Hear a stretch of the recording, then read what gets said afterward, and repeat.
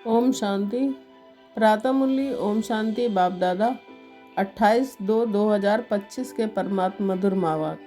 मीठे बच्चे, शांति चाहिए तो अशरीरी बनो। इस ध्येयवान में आने से ही अशांति होती है, इसलिए अपने स्वधर्म में स्थित रहो। प्रश्न है, यथार्थ याद क्या है? याद के समय किस बात का विशेष ध्यान चाहिए? उत्तर, अपने को इस देह से न्यारी आत्मा समझकर बाप को याद करना है। यही यथार्थ याद है। कोई भी देह याद ना आए, ये ध्यान रखना जरूरी है। याद में रहने के लिए ज्ञान का नशा चढ़ा हुआ हो। बुद्धि में रहे बाबा हमें सारे विश्व का मालिक बनाते हैं। हम सारे समुद्र, सारी धरनी के मालिक बनते हैं। गीत है, तुम्हें पाके हमने जहाँ पा लिया। ओम शांति। ओम का अर्थ ही है अहम, मैं आत्मा। मनुष्य फिर समझते हैं ओम माना भगवान, परंतु ऐसे है नहीं। ओम माना मैं आत्मा, मेरा ये शरीर है। कहते हैं ना ओम शांति। अहम आत्मा का स्वधर्म है शांत। अपना आत्मा परिचय देती है। मनुष्य भल ओम शांति कहते हैं, परंतु ओम का अर्थ कोई भी नहीं समझते हैं। ओम शांति अक्षर अच्छा है। हम आत्मा हैं, हमारा स्वधर्म शांत है।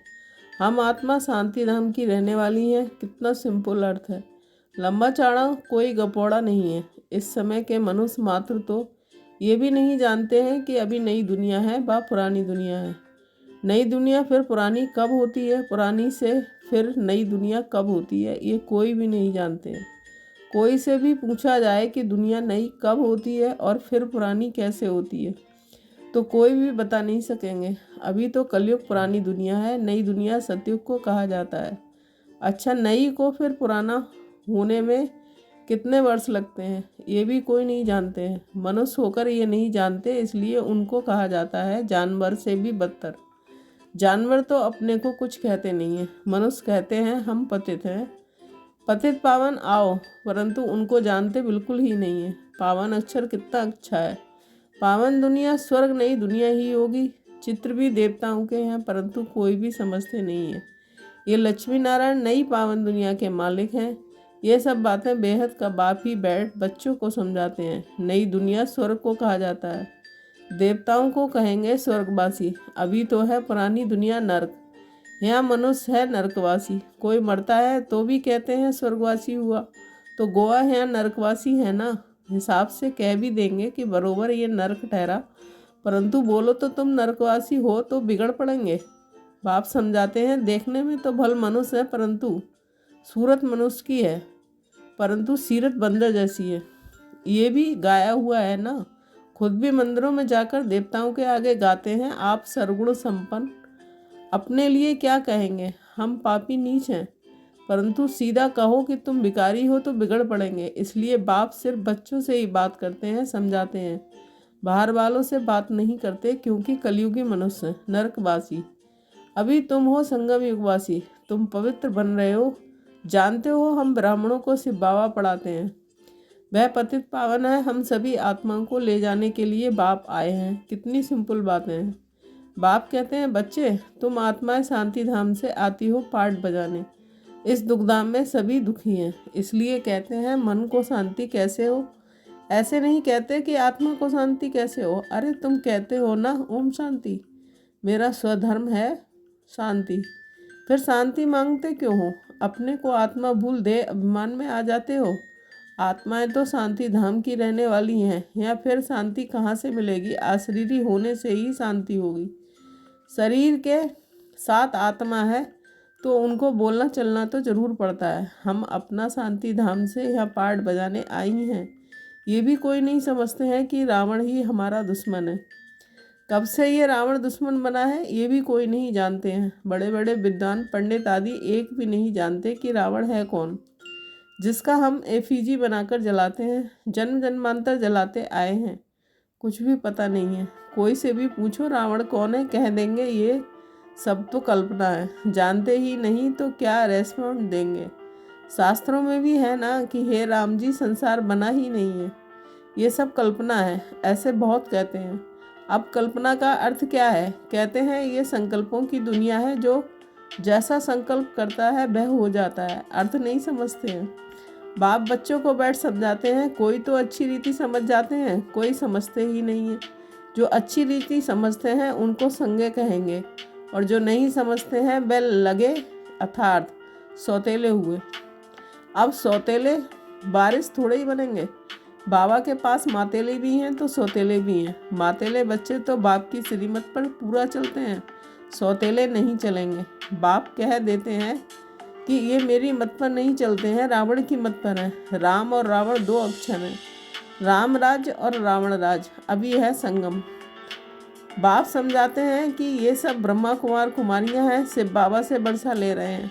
तुम लेंगे, श्रीमत पर चलेंगे? तो कहते हैं कि कौन सी मत? बाप श्रीमत देते हैं कि पवित्र बनो। कहते हैं हम पवित्र रहें, फिर पति न माने तो मैं किसकी मानूं? वह तो हमारा पति परमेश्वर है, क्योंकि भारत में ये सिखलाया जाता है कि पति तुम्हारा गुरु है, ईश्वर आदि सब कुछ है। परंतु ऐसा कोई समझते नहीं है। उस समय हाँ कर देते हैं, मानते कुछ भी नहीं है। फिर भी गुरुओं के पास मंदिरों में जाते रहते हैं। पति कहते हैं कि तुम बाहर मत जाओ, हम राम की मूर्ति तुमको घर में रख कर देते हैं। फिर अयोध्या आदि में क्यों भटकती हो? तो मानती नहीं। ये है भक्ति मार्ग के धक्के। वह जरूर खाएंगे, कभी मानेंगे नहीं। समझते हैं वह तो उनका मंदिर है। अरे तुमको याद राम को करना है कि मंदिर को? परंतु समझते नहीं। तो बाप समझाते हैं भक्ति मार्ग में कहते भी हो कि हे भगवान, आकर हमारी सद्गति करो, क्योंकि वह एक ही सर्व का सद्गति दाता है। अच्छा, वह कब आते हैं ये भी कोई नहीं जानते। बाप समझाते हैं रावण ही तुम्हारा दुश्मन है।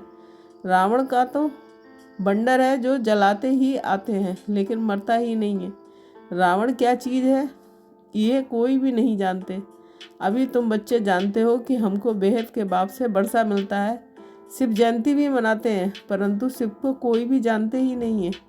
गवर्नमेंट को तुम समझाते हो, शिव तो भगवान है, वही कल्प कल्प आकर भारत को नरकवासी से स्वर्गवासी, बेगड़ से प्रिंस बनाते हैं।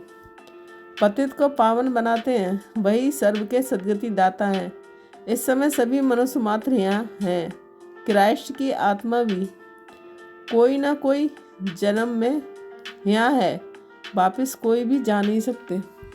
इन सब की सद्गति करने वाला एक ही बड़ा बाप है, वह आते भी भारत में है। वास्तव में भक्ति भी उनकी करनी चाहिए जो सद्गति देते हैं। वह निराकार बाप यहाँ तो है ही नहीं। उनको हमेशा ऊपर समझकर याद करते हैं, कृष्ण को ऊपर नहीं समझेंगे और सभी को यहाँ नीचे याद करेंगे। कृष्ण को भी यहाँ याद करेंगे। तुम बच्चों की है यथार्थ याद।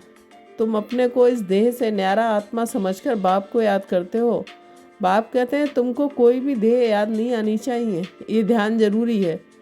तुम अपने को आत्मा समझ बाप को याद करो। बाबा हमको सारे विश्व का मालिक बनाते हैं, सारे समुद्र, सारी धरनी, सारे आकाश का मालिक बनाते हैं।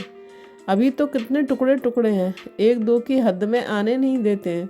वहाँ ये बातें होती नहीं हैं। भगवान तो एक बाप ही है। ऐसे नहीं कि सभी बाप ही बाप हैं। कहते भी हैं हिंदू चीनी भाई भाई, हिंदू मुस्लिम भाई भाई, परंतु अर्थ नहीं समझते हैं। ऐसे कभी नहीं कहेंगे हिंदू मुस्लिम बहन भाई, नहीं, आत्माएं आपस में सब भाई भाई हैं, परंतु इस बात को जानते नहीं हैं। शास्त्र आदि सुनते सत्य सत्य करते रहते हैं, अर्थ कुछ नहीं है। वास्तव में है असत्य झूठ। सचखंड में सच ही सच बोलते हैं, यह झूठ ही झूठ है। कोई को बोलो कि तुमने झूठ बोला तो बिगड़ पड़ेंगे। तुम सच बताते हो तो भी कोई तो गाली देने लग पड़ते हैं। अब बाप को तो तुम ब्राह्मण ही जानते हो।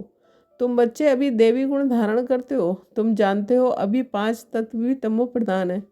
आजकल मनुष्य भूतों की पूजा भी करते हैं, भूतों की ही याद रहती है। बाप कहते हैं अपने को आत्मा समझ मामे कम याद करो, भूतों को मत याद करो। ग्रस्त व्यवहार में रहते हुए बुद्धि का योग बाप के साथ लगाओ। अब देही अभिमानी बनना है। जितना बाप को याद करेंगे तो विक्रम विनाश होंगे। ज्ञान का तीसरा नेत्र तुमको मिलता है। अभी तुमको विक्रमाजीत बनना है। वह है विक्रमाजीत संवत, यह है विक्रमी संवत। तुम योग बल से विक्रमों पर जीत पाते हो। भारत का योग तो मशहूर है, मनुष्य जानते नहीं है। सन्यासी लोग बाहर में जाकर कहते हैं कि हम भारत का योग सिखलाने आए हैं। उनको तो पता नहीं यह तो हठयोगी है, वह राजयोग सिखला न सके। तुम राजऋषि हो, वह है हद के सन्यासी, तुम हो बेहद के सन्यासी। रात दिन का फर्क है। तुम ब्राह्मणों के सिवाय और कोई भी राजयोग योग सिखला न सके। ये हैं नई बातें, क्या कोई समझ ना सके? इसलिए नए को कभी अलाउ नहीं किया जाता है।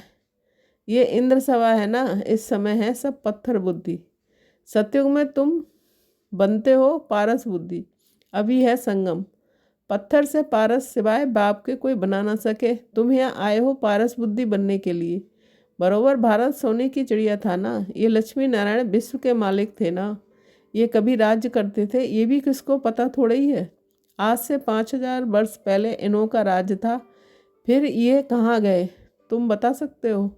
84 जन्म भोगे, अभी तमो प्रधान है, फिर बाप द्वारा सतो प्रधान बन रहे हैं तत्तम। ये नॉलेज सिवाय बाप के साधु संत आदि कोई भी दे ना सके। वह है भक्ति मार्ग, ये है ज्ञान मार्ग। तुम बच्चों के पास जो अच्छे अच्छे गीत हैं उन्हें सुनो तो रोमांच खड़े हो जाएंगे, खुशी का पारा एकदम चढ़ जाएगा। फिर वह नशा स्थायी भी रहना चाहिए, यह है ज्ञान अमृत। वह शराब पीते हैं तो नशा चढ़ जाता है, यहाँ यह तो है ज्ञान अमृत। तुम्हारा नशा उतरना नहीं चाहिए, सदैव चढ़ा रहना चाहिए। तुम इन लक्ष्मी नारायण को देख कितने खुश होते हो। जानते हो कि हम श्रीमत से फिर ये श्रेष्ठाचारी बन रहे हैं। यहाँ देखते हुए भी बुद्धि योग बाप और बरसे में लगा रहे। अच्छा मीठे मीठे सिकील दे बच्चों के प्रति माता पिता बाप दादा का याद प्यार और गुड मॉर्निंग। रूहानी बाप की रूहानी बच्चों को नमस्ते। हम रूहानी बच्चों की रूहानी माता पिता बाप दादा को याद प्यार गुड मॉर्निंग, नमस्ते नमस्ते, शुक्रिया बाबा शुक्रिया। धारणा के लिए मुख्य सार 1 पॉइंट। विक्रमाजीत बनने के लिए योग बल से विक्रमों पर जीत प्राप्त करनी है। यहाँ देखते हुए बुद्धि योग बाप और बरसे में लगा रहे। 2 पॉइंट। बाप के बरसे का पूरा अधिकार प्राप्त करने के लिए मातेला बनना है। एक बाप की ही श्रीमत पर चलना है। बाप जो समझाते हैं वह समझकर दूसरों को समझाना है। वरदान। दिव्य बुद्धि की लिफ्ट द्वारा तीनों लोकों का सैर करने वाले सहज योगी भव। स्पष्टीकरण। संगम युग पर सभी बच्चों को दिव्य बुद्धि की लिफ्ट मिलती है। इस वंडरफुल लिफ्ट द्वारा तीनों लोकों में जहाँ चाहो वहाँ पहुँच सकते हो। सिर्फ स्मृति का स्विच ऑन करो तो सेकंड में पहुँच जाएंगे। और जितना समय जिस लोक का अनुभव करना चाहो उतना समय वहाँ स्थित रह सकते हो। इस लिफ्ट को यूज करने के लिए अमृत वेले केयरफुल बन स्मृति के स्विच को यथार्थ रीति से सेट करो। अथॉरिटी होकर इस लिफ्ट को कार्य में लगाओ तो सहज योगी बन जाएंगे। मेहनत समाप्त हो जाएगी। स्लोगन। मन को सदा मौज में रखना ये जीवन जीने की कला है। अव्यक्त इशारे। एकांत प्रिय बनो, एकता और एकाग्रता को अपनाओ। एकांतवासी का डबल अर्थ है, सिर्फ बाहर की एकांत नहीं लेकिन एक के अंत में खो जाना एकांत नहीं। तो सिर्फ बाहर की एकांत होगी तो बोर हो जाएंगे, कहेंगे पता नहीं दिन कैसे बीतेगा। लेकिन एक बाप के अंत में खो जाओ, जैसे सागर के तले में चले जाते हैं तो कितना खजाना मिलता है, ऐसे एक के अंत में चले जाओ अर्थात बाप से जो कुछ प्राप्तियां हुई हैं उसमें खो जाओ। ओम शांति। Thank you Baba.